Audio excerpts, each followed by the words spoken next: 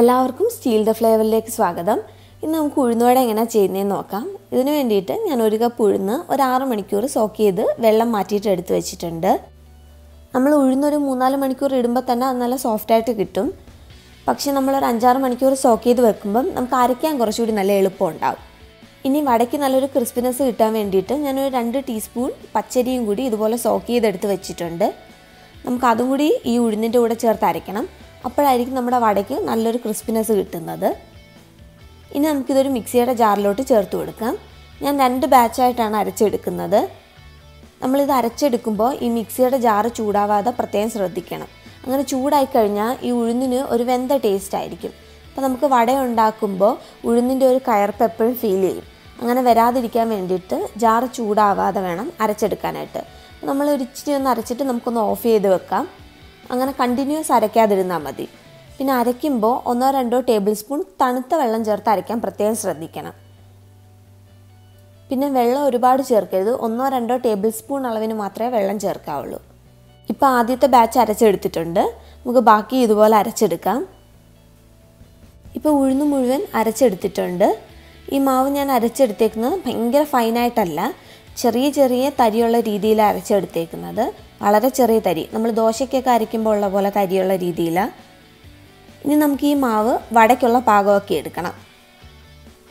നമ്മുടെ വട അകത്തുനിന്ന് നല്ല സോഫ്റ്റ് ആവാൻ വേണ്ടിയിട്ട് ഈ മാവ് നമ്മൾ കൈകൊണ്ട് നല്ലപോലെ അടിച്ചു കൊടുക്കണം. എന്നാൽ മാത്രമേ നമ്മുടെ വട നല്ല സോഫ്റ്റായിട്ട് കിട്ടത്തുള്ളൂ. അപ്പോൾ നമ്മൾ ഈ മാവിൽ നിന്ന് കുറച്ചെടുത്ത് വെള്ളത്തിൽ ഇട്ടാൽ ഇങ്ങനെ മുങ്ങിക്കിടക്കും. പക്ഷെ അങ്ങനെയല്ല വേണ്ടത്. ഇത് ഈ വെള്ളത്തിൽ പൊങ്ങിക്കിടക്കുന്ന രീതിയിൽ വരണം. അങ്ങനെ വരാൻ വേണ്ടിയിട്ട് നമ്മൾ കൈകൊണ്ട് മാവ് നല്ലപോലെ അടിച്ചെടുക്കണം.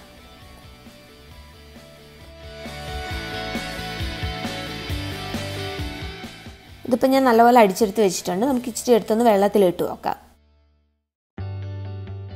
ഇപ്പോൾ ഇത് നല്ലപോലെ പൊങ്ങി കിടക്കുന്നുണ്ട്. ഇതിപ്പോൾ നല്ല വടയ്ക്കുള്ള പരുവായിട്ടുണ്ട്. നമുക്കിനി ഇതിനകത്തോട്ട് ഉള്ളിയും പച്ചമുളകും ഒക്കെ ചേർത്ത് കൊടുക്കാം. ഇനി ഞാൻ ഇതിനകത്ത് ചേർക്കാൻ വേണ്ടിയിട്ട് ഒരു ചെറിയ സവോള ചെറുതായിട്ട് കട്ട് ചെയ്തെടുത്ത് വെച്ചിട്ടുണ്ട്. നമ്മൾ ഈ സവോള ഇങ്ങനെ തന്നെ ഉഴുന്നിൽ ചേർത്ത് കൊടുത്തു കഴിഞ്ഞാൽ നമ്മളൊരു സെക്കൻഡ് ബാച്ചൊക്കെ വറുത്തെടുക്കാൻ സമയമാകുമ്പോഴത്തേക്ക് ഈ സവോളയിൽ നിന്ന് വെള്ളം ഇറങ്ങിയിട്ട് നമ്മുടെ മാവ് മുഴുവൻ വെള്ളമായി പോവും.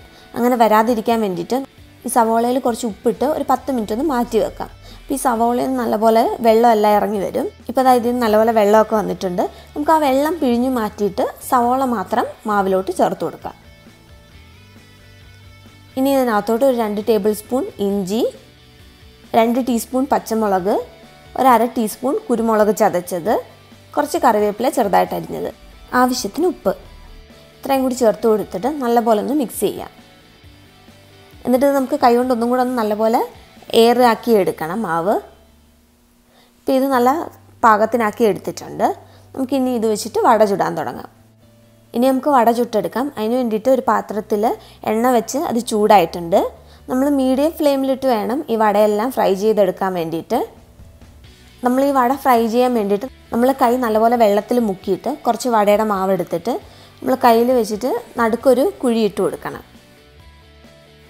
എന്നിട്ട് നമുക്കിത് എണ്ണയിലോട്ട് ഇട്ട് കൊടുക്കാം. അപ്പോൾ ഇത് എണ്ണയിൽ ഇട്ട് കഴിയുമ്പോൾ തന്നെ നമ്മൾ ബേക്കിംഗ് സോഡയൊക്കെ ഇട്ടൊരു എഫക്റ്റ് പോലെ ഇച്ചിരി ഒന്ന് വീർത്ത് വരുന്നുണ്ട്. അത് നമ്മൾ ഈ മാവ് നല്ലപോലെ മിക്സ് ചെയ്തെടുത്തോണ്ട, അല്ലെങ്കിൽ നമ്മൾ വട ചുടുമ്പം കറക്റ്റായിട്ട് അങ്ങനെ വരില്ല. നമുക്ക് ഈ വട ഇനി നല്ലൊരു ഗോൾഡൻ ഷെയ്ഡ് ആവുന്നിടം വരെ ഫ്രൈ ചെയ്തെടുക്കണം. നമ്മൾ വട ഇട്ടിട്ട് കുറച്ച് നേരം ഒന്ന് വെയിറ്റ് ചെയ്യുക. അപ്പോൾ ഇത് മേലിലോട്ടൊന്ന് വരും. അപ്പം മാത്രം തിരിച്ചിട്ട് കൊടുത്താൽ മതി.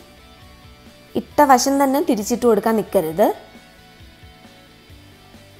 ഇപ്പോൾ നമ്മൾ ഇട്ട് കൊടുത്ത ആദ്യത്തെ വടയൊക്കെ റെഡി ആയിട്ടുണ്ട്. നല്ലൊരു ഗോൾഡൻ ഷെയ്ഡ് വന്നിട്ടുണ്ട്. നമുക്ക് ബാക്കി ഇതുപോലെ തന്നെ ഫ്രൈ ചെയ്തെടുക്കാം. ഇപ്പോൾ വടയെല്ലാം ഫ്രൈ ചെയ്തെടുത്തിട്ടുണ്ട്. എനിക്ക് ഈ അളവിന് ഒരു ചെറിയ സൈസിൽ 20 വട കിട്ടിയിട്ടുണ്ട്. അകത്ത് നല്ല സോഫ്റ്റാണ്, പുറത്ത് നല്ല ക്രിസ്പിയും. എല്ലാവരും ഒന്ന് ട്രൈ ചെയ്ത് നോക്കുക. ഇഷ്ടപ്പെട്ടാൽ ചാനൽ സബ്സ്ക്രൈബ് ചെയ്യാനും വീഡിയോസ് ലൈക്ക് ചെയ്യാനും കമൻറ്റ്സ് അറിയിക്കാനും മറക്കരുത്. താങ്ക്